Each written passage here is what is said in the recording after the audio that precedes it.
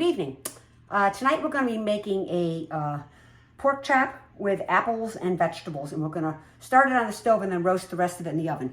My oven's set at 450. I have my pan hot behind me. I'm going to put 4 tablespoons of butter and 3 tablespoons of avocado oil in the pan. We're going to let that melt. While we're doing that, I'm going to take my pork chops. I'm going to salt them and pepper them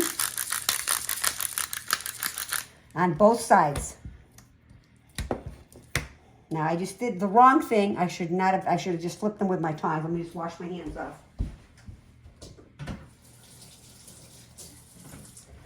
I always have a tong usually to flip them with, and I didn't use it.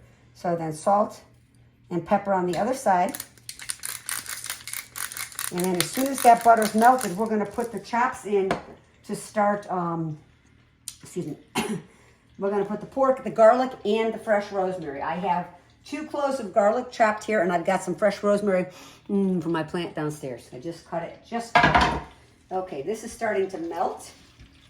As soon as that butter's melted, I don't want to overheat the pan either. It'll just take a second. What I'm going to do is I'm going to put the pork chops in. And we're basically going to sear them. Let me just wash my hands again. We're going to sear them for about 1 to 2 minutes on each side. I am now going to add my 2 cloves of garlic and my bunch of fresh rosemary. And we're going to let those cook for 2 minutes on each side. Okay, as you can see, I flipped them over. I cooked them 2 more minutes on this side. Everything is starting to brown up nicely. I'm going to add 1 tablespoon of honey.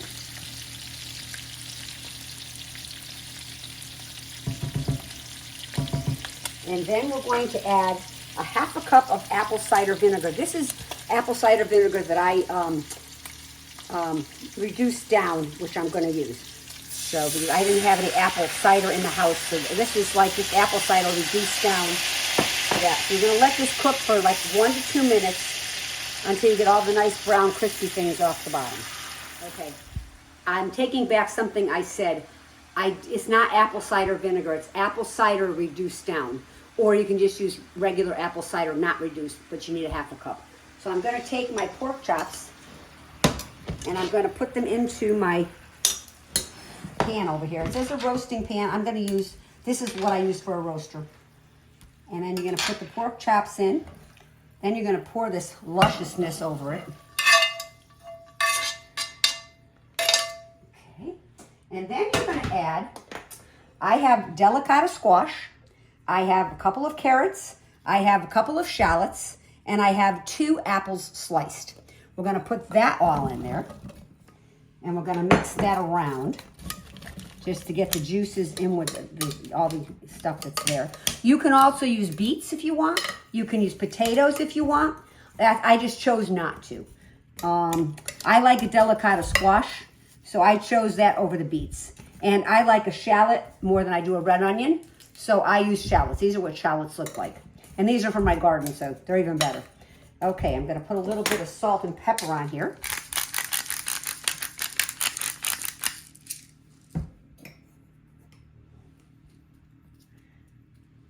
And then we're going to put it in the 450 oven for 25 minutes. So this is an easy meal.